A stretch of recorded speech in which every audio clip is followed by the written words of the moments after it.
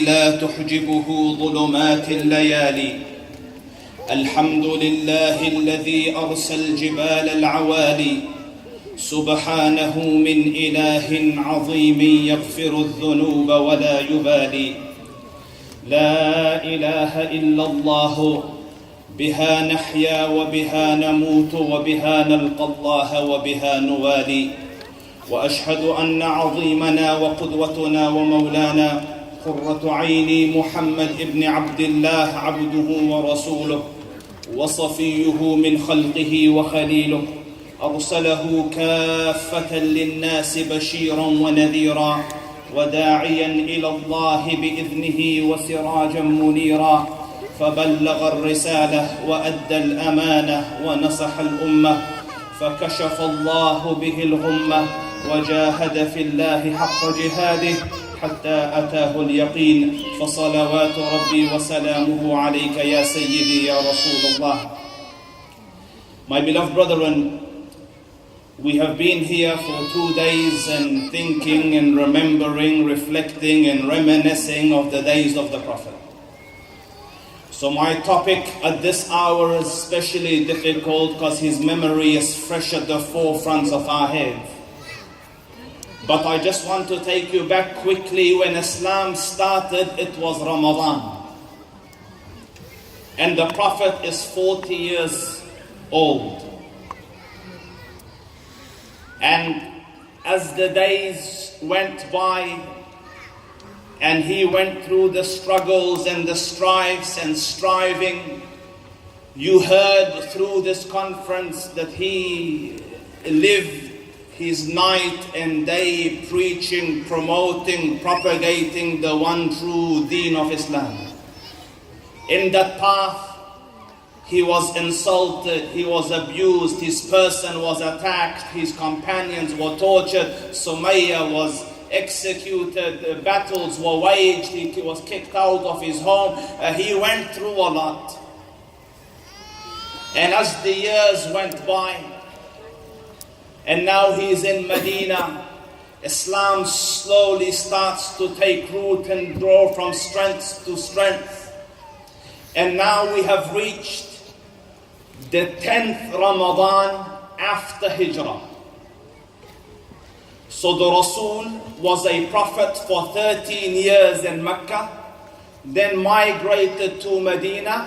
He's in Medina, 10 years have passed.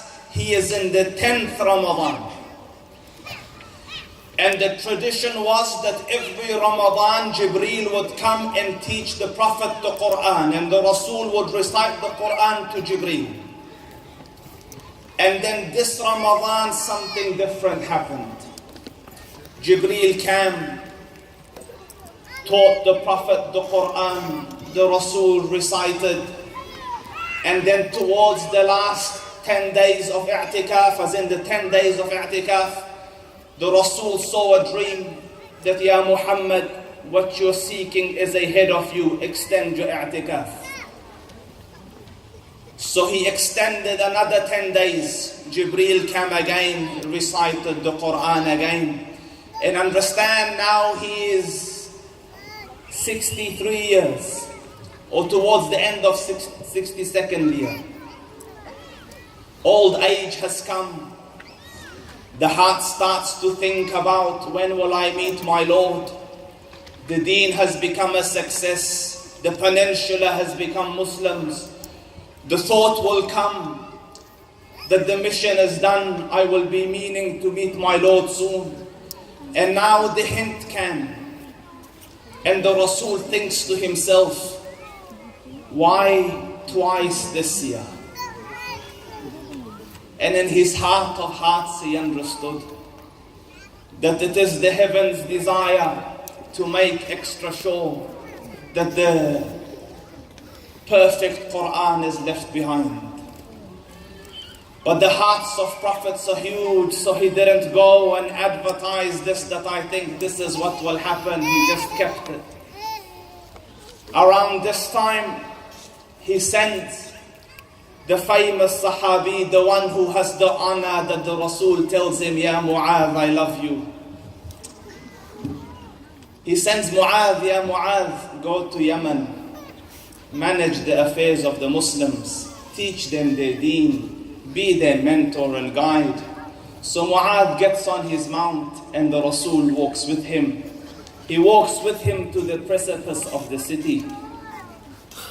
And there the scholars say he turned around, Salawatu Rabbi wa salamuhu alayhi, looking towards Medina, so that Mu'adh is here and he can't see his face. And then the Rasul says, Ya Mu'adh, إنك عسى ألا تلقاني بعد عامي هذا. I am sending you on a mission, O Mu'adh, but it might be that you will not see me after this year again. وَلَعَلَّكَ أَن تَمُرَّ بِمَسْجِدِي وَقَبْرِي, and you might return and find my masjid and my qabr. And Mu'adh understood, and Mu'adh felt. The hadith says, فَبَكَى Mu'adh. So Mu'adh started to cry. They loved him more than life itself. And the scholars say he wasn't looking at Mu'adh because tears were rolling down his face too. So he came back, Ramadan's finished. Messengers were sent out, go far and wide, tell the new Muslims that this year the Rasul intends to perform Hajj. Can you imagine? The peninsula has fallen to Islam. The talk of every house is the Prophet said, and this verse came, and the Rasul did this, and this is what he is the hero of it. Everyone talks about him, but not everyone has seen him. And now the message goes out that come, the Rasul is going to Hajj, join him. There's an excuse to be in the presence of the majesty of the Rasul. So they flocked to Medina. 100,000 camped outside the city. And the Prophet ﷺ waits until Saturday, 4 days to go from Dhul Qa'dah, and prays the Salat of Zuhr. Then gets on his mount and moves towards Dhul Hulayfa, to wear the ihram and go towards Hajj. And 100,000 follow with him. He camps in Dhul Hulayfa, sleeps the night there, wakes up in the morning. He puts the ihram on, gets on his mount. They pray Zuhr, gets on his mount. They move towards the Hajj of the house of the Dhul Arsh al-Majid. And Jabir ibn Abdullah says, the Rasul is seated on his mount, on his camel, and I looked ahead of him, إِلَى مَدَّ بَصَرِي, so far as my eyes could see. In front of the Rasul, there were Muslims riding or walking, and I looked at his right, and so far as my eyes could see, there were people riding and walking, and on his left and behind him. And the Rasul is on his mount. His eyes are on Jibreel. Jibreel shows him how to perform Hajj. And the Muslims are looking at the Rasul. And the Rasul says, خُذُوا مَنَاسِكَكُمْ عَنِّي, take the rituals of Hajj from me. فَإِنِّي لَا أَدْرِي لَعَلِّي لَا أَلْقَاكُمْ بَعْدَ عَامِي هَذَا بِهَذَا الْمَوْقِفِ أَبَدًا. Muslims, take the rituals of Hajj from me, for I do not know if I will be on these plains with you ever again. It must tug at the strings of the heart. The hearts must have skipped a beat. But they follow the Rasul. They perform the Hajj.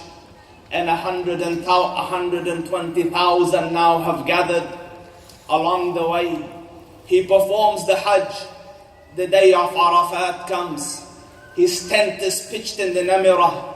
He gathers the people. He stands to give his timeless khutbah,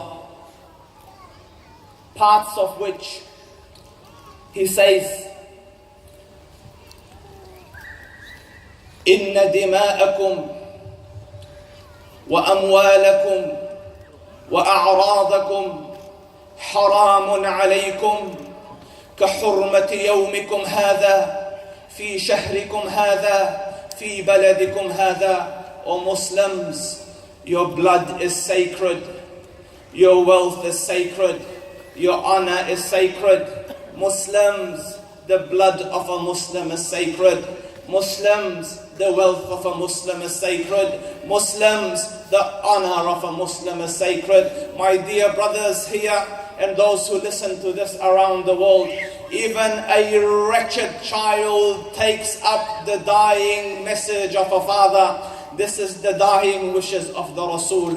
O my ummah, do not dare extend a hand against your fellow brother. Make sure you don't extend a hand of abuse against the wealth, the honor, the blood of a Muslim.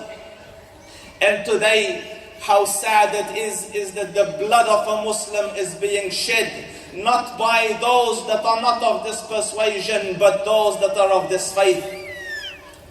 If we were to hearken unto this one message of the Prophet, it would be sufficient for your success and salvation. And then he gave them advice with regards to their women. Muslims, be good to your women. And then, after giving a series of messages, time is not on my side, then the Rasul says, you will be asked about me in the court of the Dhul Arsh al-Majid and fa'alun lima yurid. So what will you say about me? So they said, we will say that بلغت الرسالة وأديت الأمانة ونصحت الأمة.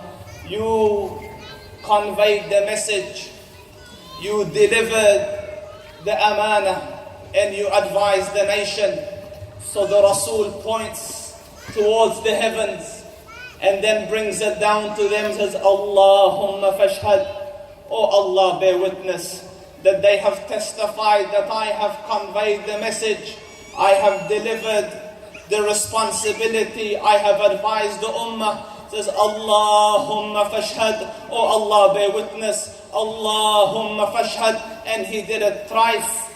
And as he finished, Jibreel came with the verses, اليوم أكملت لكم دينكم وأتممت عليكم نعمتي ورضيت لكم الإسلام دينا. This day your religion has been completed. This day the religion has been perfected. I have conferred my bounties upon you and I have chosen Islam as a religion for you. The next day is Yawm al-Nahr, is the day of sacrifice.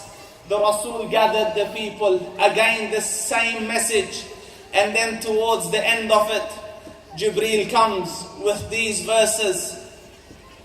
إذا جاء نصر الله والفتح ورأيت الناس يدخلون في دين الله أفواجا فسبح بحمد ربك واستغفره إنه كان توابا.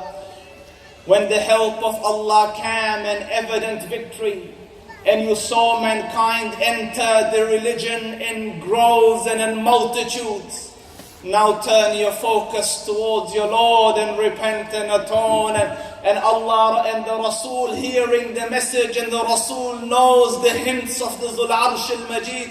He asks Jibreel, says, Ya Jibreel, it is as though the Lord is giving me the condolences of my own death.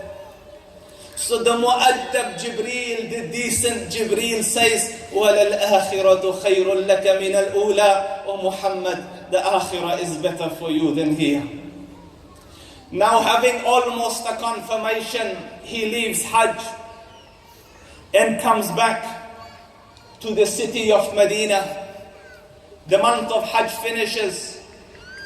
The next month is Muharram.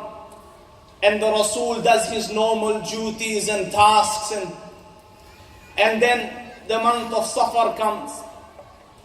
And at the beginnings of this month, he went towards Uhud.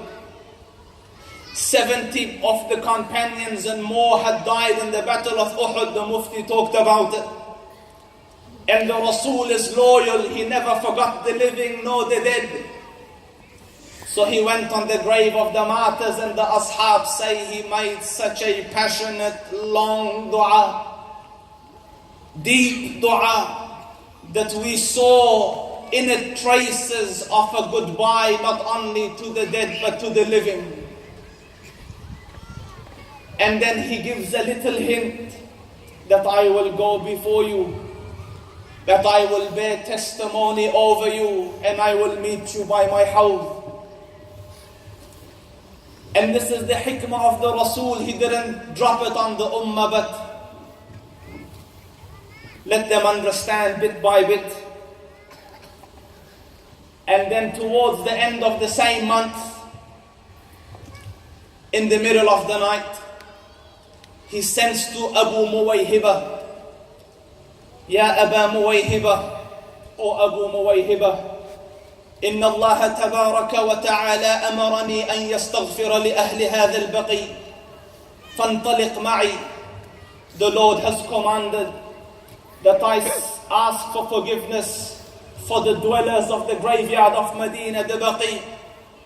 So come with me. So Abu Muwayhiba came. The Rasul entered the cemetery, the graveyard of the believers. He greeted them as is the Sunnah. And then looking at the graves, he said, glad tidings to you, O those that are buried. How fortunate are you compared to those that are living, because calamities are about to be unleashed on the ummah. They will come wave after wave, one after another. وَالْآخِرُ خَيْرٌ وَالْآخِرُ شَرٌّ مِّنَ الْأُولَى. The latter always worse than the former. Difficulties will come, challenges will come, calamities will come, problems will come. And then looking at Abu Muwayhiba, he says, Allah Rabbul Izzah gave me the chance, the choice to live amidst my ummah, see them flourish and grow, and then meet my Lord. And he gave me the choice to opt to die and meet my Lord. So Abu Muwayhiba says, I opened my mouth to say, Bi-abi anta wa ummi ya Rasulullah. May my mom and dad be sacrificed for you, O Prophet. Choose to stay with the ummah. Watch the ummah grow. Give the ummah guidance. Advise them, caution them, lead them. But he said, I have opted to meet my Lord instead.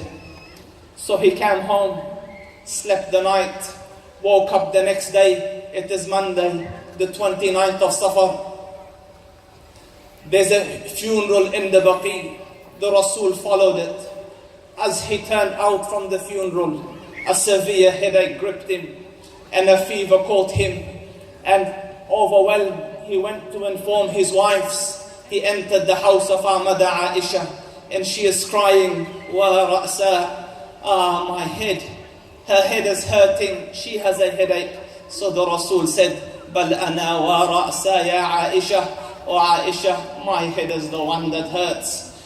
And with this sickness, and they say the heat was so intense that you could put your hand on the blessed turban of the Rasul and your hand would feel the heat. With this heat, and with this fever, and with this headache, the Prophet sallallahu alaihi wasallam, the example of stamina and strength and resilience, continues with his daily chores. He leads the salah, he advises, he judges, he meets delegates, the normal head of state. The Monday passed, the Tuesday passed, the Wednesday, Thursday, Friday, the whole week passed, and the Rasul's pain is increasing bit by bit, and the fever is increasing, and it's taking a toll on the health and strength of the Rasul. And the second week came and the Rasul is worn out. So he starts to ask, where am I tomorrow? Whose house, as in which one of my wives am I with tomorrow?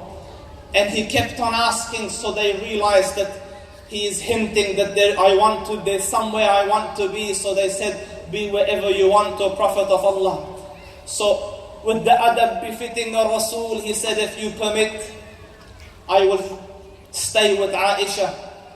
So his cousin Fadl Ibn Abbas and Ali ibn Abi Talib came under his arms and dragging the Rasul.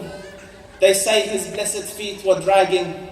He entered the house of our mother Aisha, where he will live the last week of his life. So the days passed, and now it is a Wednesday.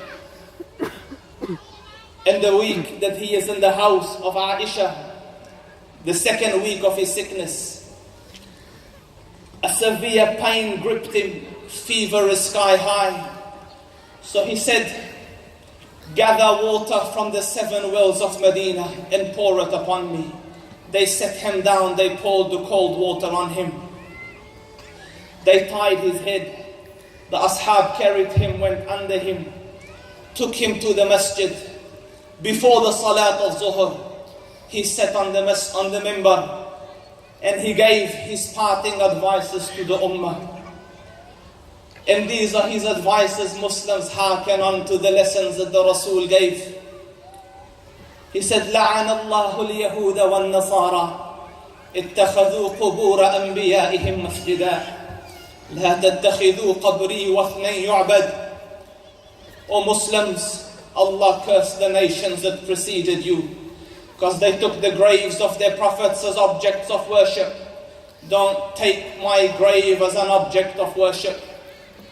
And my beloved brethren and sisters, if the Rasul ordered you explicitly not to take his grave as an object of worship, no one else's grave will qualify. And then he sallallahu alayhi wasallam set the standards of justice. Understanding that the ajal is near, he says, if there is anyone here that I have harmed, that I have insulted, that I have dishonored, here I am, ready to take the insult, ready to take this honor. Come and take your retribution. If there's anyone I have struck, he is my back. Come and strike it. Take your retribution. Don't ask it of me in the court of Allah Rabbul Izzah. If there's anyone I owe money, ask it now. I will grant it. Don't ask for it in the court of the Dhul Arsh al-Majid. There's the stories here. Ukasha radiyallahu anhu wa ardah stood up, O Prophet of Allah, in this battle you struck me. You poked me in my stomach. So the ashab are emotional. The Prophet is sick. So, and he goes, I want retribution. I want my qisas. So the ashab stood up. Ya Ukasha, the Rasul is ill. Take your retribution from us. He said, no. The Rasul did it. I will take the retribution from him. So the Rasul stood. He said, on that day my chest was naked, yours is not naked. So the Rasul moved the guard. Ukasha came, fell on the chest of the Rasul and kissed it. And he said, this might be the last interaction between me and you. I wanted my skin to touch yours before the break or before the departure. The salah was performed. The Rasul gave the same advice after the salah, then went home. Wednesday finished, he performed the salawat still. Thursday came, the Rasul performed the Fajr and the Dhuhr with an acute sickness. The Asr and the Maghrib, and they say he read wal mursalati urfa in the salat of Maghrib. In Isha, he got up and fainted. So they poured water on him, waited for him to come back to consciousness. He said, have they prayed? They said, no. Who will pray when the Rasul is here? So he said, put water on me. They washed him. They prepared him. Got up to go. Fell again unconscious. Woke up from consciousness. Have they prayed? No, Ya Rasul, they're waiting for you. So put water on me. And 3 times he fainted. Next time he got up, he said, order Abu Bakr to lead the salah. So Abu Bakr radiyallahu anhu led the salah of Thursday and the Friday, and on Saturday or on Sunday the Prophet sallallahu alaihi wasallam felt a little bit better, and Abu Bakr is in salah and the ummah is standing. Can you see this masjid? There's an Abu Bakr as-Siddiq and an Umar al-Faruq and an Dhul Nurayn Uthman and an Ali ibn Abi Talib. They are teachers who teach, compare with this teacher. What have you produced and what did this produce? The best of the creation after the prophets are the students of the Rasul. The mosque is filled with them. So the Rasul came and look at the adab of the ashab. Abu Bakr radiallahu anhu noticed that the Prophet has come in. He heard the commotion and murmur at the back. So adaban, he moved back, and the Rasul placed his hand on his shoulders, pushed him forward, sat next to him, and seated. The Abu Bakr radiallahu anhu watched the Prophet, and as he would go down and move, Abu Bakr would make the call. And this day finished, the Rasul went back and relapsed into a little illness. And then now today is the day of Monday. 2 weeks after the start of the sickness. The Muslims have gathered after the adhan of Fajr. The mosque is filled with the product of the hands of Muhammad. He is watching that 23 years later, there is a jeel of people, a generation created, molded, trained, taught by the end of the chain of prophethood. And as they're standing lined up to pray, the Rasul moved the curtain of the house of Aisha, which opens into the masjid. And he is feeling better, and his face is radiant.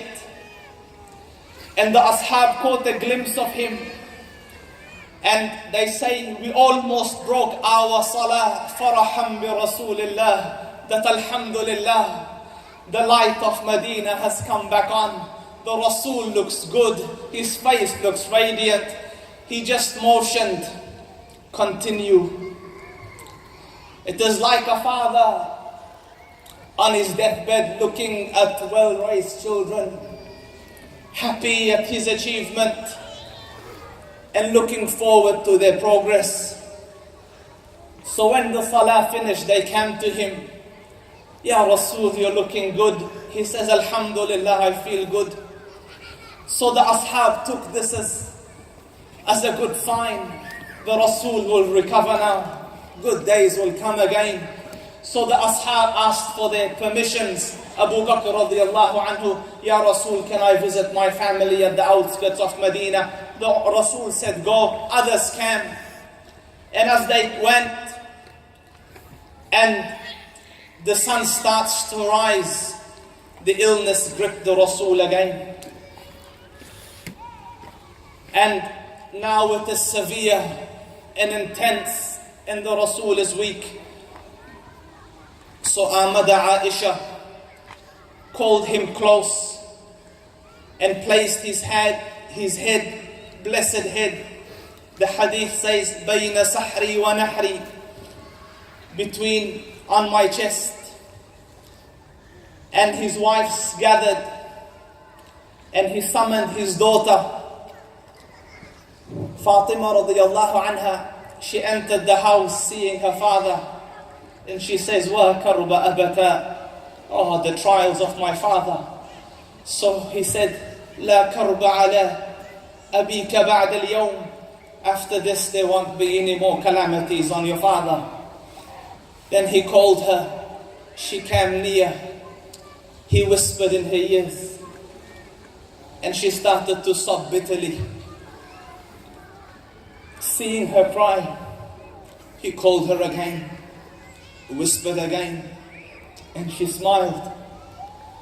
Amada Aisha asked her, what did he tell you after his death? He said, he called me first, and he said,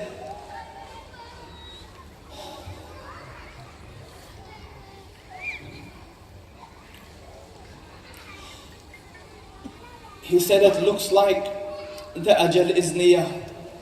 Jibreel made me recite the Quran twice this year. This might be the final sickness. So she cried. And then seeing her cry, he said, aren't you pleased, O Fatima, that you will be the queen of the Muslim women of Jannah? So she smiled. And in another narration, that you will be the first of my family to join me. And as they seated, the sun has come up towards the time of Doha. And at the door is Aisha's brother has just come in. In his hand is a siwak. So the Rasul looked at it, and Aisha understood. Do you want the siwak, O Rasul? He nodded. She asked for the siwak. She softened it with her mouth and then brushed his teeth. And there was a little pot of water. He used to touch his hand on it and rub it on his face. And as the illness intensified, he rubs his hand on the water and rubs it on his face. And then Aisha says, he looked up towards the ceiling and his eyes fixated. And then I heard him say, Allahumma al-Rafiq al-A'la. Allahumma al-Rafiq al-A'la. Oh Allah, I choose the companionship of the ones most high. So she says, in my translation, the heart must have broken. She says, I realized that now he has chosen the akhirah. And putting his hand in the water, he keeps on uttering, La ilaha illallah, inna lil mawti sakarat. La ilaha illallah, inna lil mawti sakarat. And then the hand of the Rasul fell. And the beloved of Allah passed away. The last of the prophets left this world. When a person dies, only those that are around can relate to the pain, but this wasn't an order, this was the Rasul of Allah. The heartache, the tears, the sorrow, the grief. Anas ibn Malik says, the happiest day was when he entered the city. The brightest day was when he entered the city. And the darkest day was when he sallallahu alayhi wasallam left and passed away. As he died, Hafsa sent for her father Umar ibn al-Khattab. News started to trickle out of the house that the Prophet has passed away. Aisha sent for her father Abu Bakr as-Siddiq. But the first to enter the house after the death of the Rasul is Umar ibn al-Khattab. And the wives are seated. So he knocks